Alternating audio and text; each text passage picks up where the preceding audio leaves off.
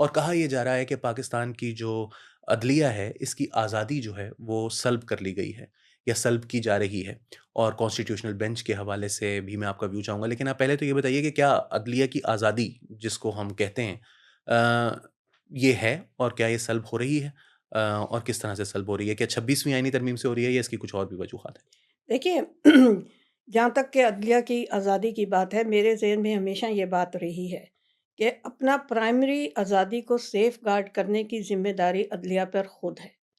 और दूसरी बात ये है कि 26वीं आईनी तरमीम डायरेक्टली तो अदलिया की इंडिपेंडेंस को इस तरह सलब नहीं करती है, लेकिन जो एक कंसिस्टेंटली इंडिपेंडेंस का यहाँ पर एक फुक़दान रहा है, वो इसलिए रहा है कि ऐसी फ़ोर्सेस और ऐसे एलिमेंट्स मौजूद हैं, जो कि अदलिया की इंडिपेंडेंस की कभी उन्होंने रिस्पेक्ट नहीं की। और अदलिया ने कभी मजमूई तौर पर इकट्ठे होकर अपनी इंडिपेंडेंस असर्ट नहीं की और अपनी ताकत जो कि उनके पास होनी चाहिए एक स्टेट के जो एक मेन पिलर है उसके हवाले से उन्होंने उस तरह असर्ट भी नहीं की। मेरा अपना जो नज़रिया है और मुझसे लोग इख्तलाफ भी कर सकते हैं, मैं ये समझती हूँ कि more than lack of independence ये प्रेशर की वजह से लैक नहीं है, ये इसलिए है कि कोलैबोरेट किया है जुडिशरी ने हुँ, उन फोर्सेस से जो रियासत का जो इस्तेमाल करते हैं रियासती ताकत का अपने एजेंडाज़ को प्रमोट करने के लिए और फॉरवर्ड करने के लिए। और उसमें बहुत ज़्यादा नुकसान जो है वो लोगों की फंडामेंटल फ्रीडम्स को होता है और डेमोक्रेसी को होता है और डेमोक्रेटिक वैल्यूज़ को होता है। ट्रू। तो ये 26वीं आईनी तरमीम इसको किस तरह से सल्ब करती है या नहीं करती? देखिए 26वीं आईनी तरमीम मेरा ख़्याल है कि एक अननेसेसरी और अनटाइमली हुँ, इक़दाम था। और इसको जो जो वजूहात बताई जा रही हैं इस तरमीम को लाने के लिए, मैं नहीं समझती कि ये उन वजूहात का ज़ाला करती है, हुँ, 26वीं तरमीम। लेकिन मैं इन प्रिंसिपल ना तो कॉन्स्टिट्यूशनल बेंचेस के ख़िलाफ़ हूँ और ना कॉन्स्टिट्यूशनल कोर्ट के ख़िलाफ़ हूँ। राइट। मैं ये समझती हूँ कि वो एक ऐसा मॉडल है जो कि अपनाया जाए तो उसमें कोई हर्ज भी नहीं है, हुँ, इसलिए क्योंकि वो मॉडल बेस्ड है, उसका कोर में जो है ना, वो कॉन्स्टिट्यूशनल लॉ पे कॉम्पिटेंसी का है। हुँ, वो इसलिए नहीं है कि फ़लाँ जज किसी के हक़ में है या फ़लाँ जज किसी के हक़ में है, तो कॉन्स्टिट्यूशन की इंटरप्रिटेशंस वो अपनी मर्ज़ी से करें। हुँ, कॉन्स्टिट्यूशनल कोर्ट्स का बुनियाद ही ये होता है कि ऐसे लोग बैठे हों उन अदालतों में या उन बेंचेस में जो कॉन्स्टिट्यूशन पर एक पूरा अबूर हासिल है जिनको और जिनको ये सारे प्रिंसिपल्स पता है कि कॉन्स्टिट्यूशन की इंटरप्रिटेशंस में क्या असूल इस्तेमाल होने हैं। हुँ, तो मैं तो उस नज़रिए से कॉन्स्टिट्यूशनल कोर्ट्स के या कॉन्स्टिट्यूशनल बेंचेस के ख़िलाफ़ नहीं हूँ, हुँ, क्योंकि मैं ये समझती हूँ कि हमारे सुप्रीम कोर्ट में 17 जजेस हैं और जितने पास्ट भी रहे हैं, मैं सिर्फ मौजूदा जजेस को इवैल्यूएट नहीं कर रही। ये हर जज कॉन्स्टिट्यूशन की इंटरप्रिटेशन के अंदर माहिर या महारत नहीं रखता। हुँ, और इस वजह से मैं ये समझती हूँ कि ये बेहतर है कि एक कॉन्स्टिट्यूशनल बेंच हो जिसमें वो जजेस हों जिनकी महारत हो और जिनको एज वकील जिनको टेस्ट किया गया हो हुँ, और उनके एक्सपीरियंस से लोग वाकिफ़ हों कि इनको एक अबूर हासिल है कॉन्स्टिट्यूशन पे।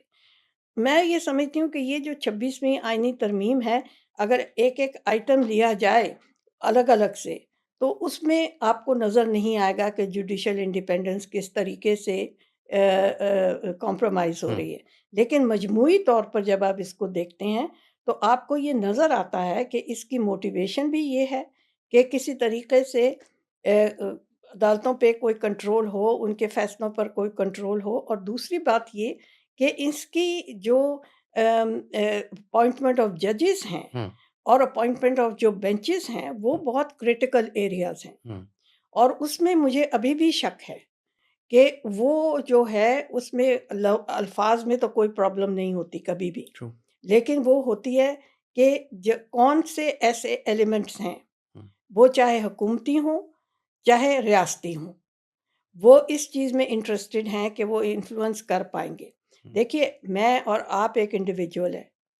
मेरे ज़हन पर कोई असर नहीं कर सकता अगर, तो मेरी इंस्टीट्यूशन पर असर कर सकता है। हुँ, मैं अकेली तो फ़ैसला नहीं कर रही हूँ। हुँ, अ, कोई कोई किसी भी शोबे में अकेला बंदा तो फ़ैसला नहीं करता, लेकिन अगर आप शोबे में enough pressure, harassment, interest create कर दें लोगों के, डिफरेंट इंडिविजुअली लोगों को स्टेक दे दें आपकी बात मानने में, हुँ, तो ये इंडिविजुअली होता है। तो मैं इसीलिए ये कहती हूँ कि 26वीं तरमीम एज़ सच हुँ, कह देना कि यही जुडिशियल इंडिपेंडेंस के लिए को इफ़ेक्ट करेगी, unfortunately that is not true. सही, जुडिशियल इंडिपेंडेंस आपकी पॉलिटिकल एनवायरनमेंट जो है वो कर रही है अफेक्ट। उन दुरुस्त। उन ताकतों को ना डील करने की जो आपकी हिस्ट्री है, हुँ। वो अफेक्ट कर रही है। अच्छा एक इसमें चीज़ बहुत इम्पोर्टेंट वो भी आ जाती है कि कुछ मखसूस जजेस को सिस्टम से बाहर रखना है या उनको चीफ जस्टिस बनने नहीं देना। आपका इस पर्टिकुलर क्लॉज़ के ऊपर क्या व्यू है? चीफ जस्टिस की जो अपॉइंटमेंट है कि एक चीज़ थी जो कि माज़ी में थी कि बस जो सीनियर मोस्ट है वो चीफ जस्टिस बन जाएगा। लेकिन अब एक पैनल है 3 लोगों का जिनमें से एक को चीफ जस्टिस चुना जाएगा जिसकी वजह से ये कहते हैं कि मतलब प्लायबल होगा जो भी शख्स वो बिल्कुल होगा, उसको या बिल्कुल होगा। इसीलिए हमें जो एतराज़ात होते हैं, तरीक़ाकार जो अपॉइंटमेंट्स के होते हैं, उसके ऊपर, इसीलिए मेरिट की बात की गई थी। हुँ, और ठीक है, मेरिट की बात जब करते हैं आप, तो कुछ गेन और कुछ लॉस भी होता है। ट्रू। अगर आपने सीनियॉरिटी को मेरिट बनाया है और एक जज सीनियर है लेकिन उस तरीके से कॉम्पिटेंट नहीं है, या एडमिनिस्ट्रेशन में चीफ जस्टिस की एडमिनिस्ट्रेटिव भी जी, क्वालिटीज़ जी, जी। होनी चाहिए। उसके पर्सनैलिटी में, उसकी पर्सनैलिटी इसलिए अहम है कि चीफ जस्टिस का ये एक रोल है कि अपने जजेस को इकट्ठा रखे हुँ, और सैटिस्फाइड रखे और प्रोटेक्टेड रखे। हुँ, तीसरी जो अहम बात है कि उसकी लीगल कॉम्पिटेंस कितनी है। हुँ, मगर फिर आप, you have to balance these things. True. You can't have everything, hmm, या आप मेरिट रखें। दूसरा ये सवाल कि जी पार्लियामेंट की इसमें क्यों अमल दखल है। बहुत से मुल्कों में पार्लियामेंट का बहुत अमल दखल होता है। जी, अब आप अमेरिका में देखें, मैं हालाँकि अमेरिका को अच्छा मॉडल नहीं समझती, लेकिन जो भी है वो उनकी पार्लियामेंट, एक दफ़ा जब प्रेज़िडेंट अपॉइंट करता है किसी को, तो उनकी पार्लियामेंट उसकी अप्रूवल देती है जी, और उसको एक पूरे प्रोसेस से प्रोसेस से गुज़रना गुज़रना। पड़ता है अपना एस्टैब्लिश करने के लिए कि क्या वो एक सूटेबल पर्सन है और क्या वो सूटेबल है टू बी अ जज ऑफ द सुप्रीम कोर्ट, जो कि एपेक्स कोर्ट है हर मुल्क में। तो मैं ये समझती हूँ कि ये सब चीज़ें जो हैं, इनको बैलेंस करने की ज़रूरत होती है। 26वीं तरमीम जब आ रही थी, तो मेरा सबसे ज़्यादा बड़ा तशवीश ये थी कि ना ये वक़्त है हुँ, और ना ये एनवायरनमेंट है, हुँ, जिसमें आप जजेस की ऐसी रद्द-ओ-बदल करें उनके रोल में, उनके इंफ्रास्ट्रक्चर में, उनके पूरे तरीक़ाकार में, जो सुप्रीम कोर्ट का है, वो ये कर सकते हैं। मैं इस मानती हूँ कि पार्लियामेंट की ये एक कॉन्स्टिट्यूशनल अथॉरिटी है कि जी, वो ला सकते हैं अमेंडमेंट्स कॉन्स्टिट्यूशन में, और मैं बेसिक स्ट्रक्चर के थ्योरी में बिलीव नहीं करती। हुँ, मैं ये समझती हूँ, बिकॉज़ वी आर रियलिस्ट, हम ये समझते हैं कि वक़्त आता है कि आपको बहुत सी चीज़ों में तब्दीली लानी पड़ती है। तो ये जो एक लकीर का फ़कीर मैं नहीं हुँ, समझती। हुँ, जो फ्रीडम, जो जुडिशियल इंडिपेंडेंस है, वो बेसिक स्ट्रक्चर नहीं है, वो बेसिक प्रिंसिपल है। सही, उसको हर स्ट्रक्चर में आप स्ट्रक्चर बदल भी देते हैं, तो उसमें वहाँ पर उसका एक अपना एक मकाम है। हुँ, आप प्रिंसिपल को नहीं बदल सकते, प्रिंसिपल को नहीं बदल लेकिन सकते। स्ट्रक्चर की बात आप जो है उसको आप स्ट्रक्चर बदल सकते हैं। ट्रू, स्ट्रक्चर का ये मतलब है कि आप तरीक़ाकार बदल सकते हैं, हुँ, एक्सेस टू जस्टिस का और डिस्पेंसेशन ऑफ जस्टिस का। मैं समझती हूँ कि इसमें कोई हर्ज नहीं होता, लेकिन हमेशा इसको एक कंसल्टेटिव प्रोसेस से गुज़रना चाहिए। सही, जिस इंस्टीट्यूशन में आप रद्द-ओ-बदल कर रहे हैं या रिफ़ॉर्म कर रहे हैं, सब बहुत अहम बात ये है कि वो इंस्टीट्यूशन और उसके अंदर बैठे हुए जजेस, उनसे एक लंबी आपकी डिस्कशन हो हुँ, और उनकी एक कंसेंसस तो नहीं बनेगा, किसी को कोई चीज़ पसंद है, किसी को नहीं है, लेकिन मजमूई तौर पर उनको एक इंक्लूसिव हुँ, प्रोसेस में बिठाना चाहिए और उनका एक ओनरशिप होनी चाहिए मेजॉरिटी की ऑफ द प्रोडक्ट ट्रू, जो आप निकालते हैं। तो 26वीं तरमीम में ये नहीं हुआ। हुँ, इन्होंने टोटल जो है पहले बाय सरप्राइज़ लेने की कोशिश की, वहाँ ये फ़ेल कर गए। हुँ, फिर इन्होंने कंसल्टेटिव प्रोसेस में ट्रांसपेरेंसी नहीं रखी, हुँ, उसमें उसकी वजह से इसके ऊपर ट्रस्ट नहीं हुआ 26वीं अमेंडमेंट पे। आप कितना एक्सप्लेन करते रहें कि ये जस्टिफिकेशन देते रहें हर आइटम की, हमने ये क्यों रखा है, हमने ये क्यों रखा है। On in your own mind you may be justified in hmm, doing this, but that doesn't create a trust in hmm, the constitutional reform. Right. और सबसे ज़्यादा जो लोग अफेक्ट हुए हैं, जो जजेस हैं, हुँ, और उनके अंदर एक रिजेंटमेंट पैदा हुई है, वो अच्छी बात नहीं है, बिल्कुल, and that doesn't bode good for access to justice और dispensation to of justice in this country. True.